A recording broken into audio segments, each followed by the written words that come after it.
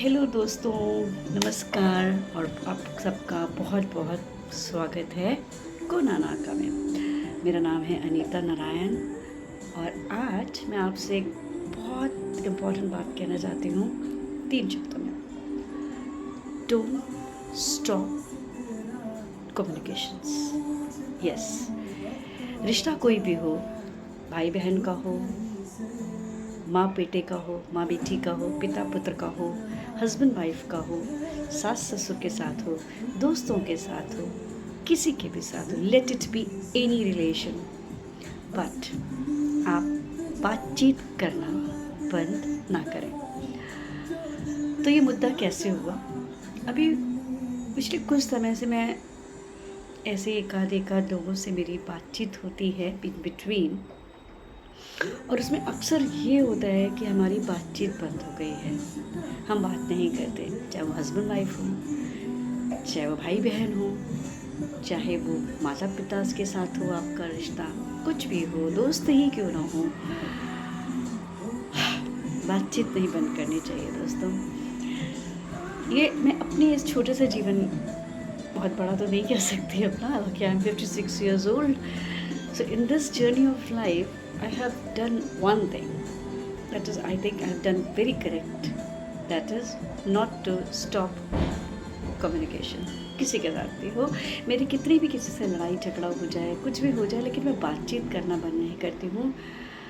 और शायद ये बहुत ज़रूरी है किसी भी रिश्ते को आगे तक ले जाने के लिए, निभाने के लिए। ज़रूरी नहीं है कि आप किसी के आगे झुक जाएं, ज़रूरी नहीं है कि आप हमेशा दब के रहें, ज़रूरी नहीं है कि आप अपनी बात ना रखें। पहले बात तो करें, उसके लिए ज़रूरी है। तो बातचीत करना बंद ना करें, हमेशा एक गुंजाइश रहती है। एक्चुअली कई बार बातचीत बंद हो जाती है तो कोई भी छोटी सी बात ही मनमुटाव पैदा कर देती है।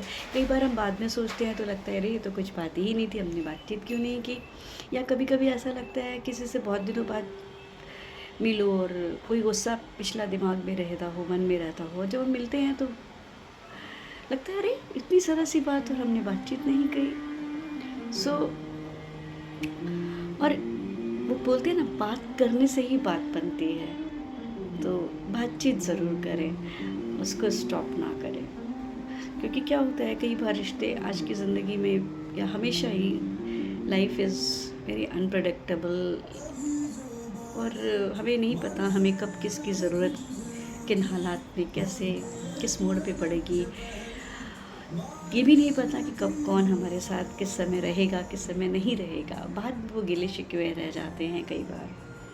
तो उनको ज़िंदगी भर अपने मन में रखने से उस गांठ को, उस क्या बोलते हैं, आँख में वो किरकिरी सी पड़ जाती है, या रिश्ते में दरार सी आ जाती है, या आप कह सकते हैं कोई फांस सी चुभ जाती है। वो बड़ा परेशान करती है कई बार। हो सकता है बहुत से लोगों को नहीं भी करती हो, I don't know, I mean there are many people, उन्हें कोई फ़र्क नहीं पड़ता इन सब बातों से। हो सकते हैं ऐसे बहुत से लोग, लेकिन मेरा ऐसा सोचना है कि बातचीत करने से बहुत सी चीज़ें सुलझाई जा सकती हैं और रिश्ते बने रह सकते हैं। आखिर ज़रूरत हमें पड़ती ही है रिश्तों की, है ना?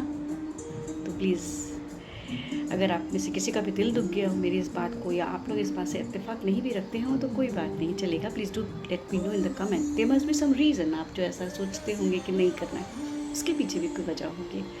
बात करने से वो सारी वजहें सामने आएंगी और बहुत सारी चीज़ें सुलझ भी जाएंगी, बहुत सी गांठें खुल भी जाएंगी, बहुत से रिश्ते सुलझ भी जाएंगे, है ना? So just don't stop communicating, okay? और या आप हमसे भी बातचीत करिए, अपने विचार रखिए, अपनी बातें शेयर करिए। I am so ready to hear what you think, what you feel and how do I progress more. You can always tell me that, okay?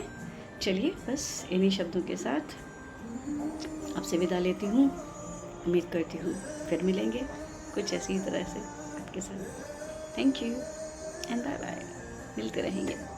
मिलना ज़रूरी है, बात करना ज़रूरी है, बात करने से ही बात बनती है। ओके, थैंक यू, नमस्कार।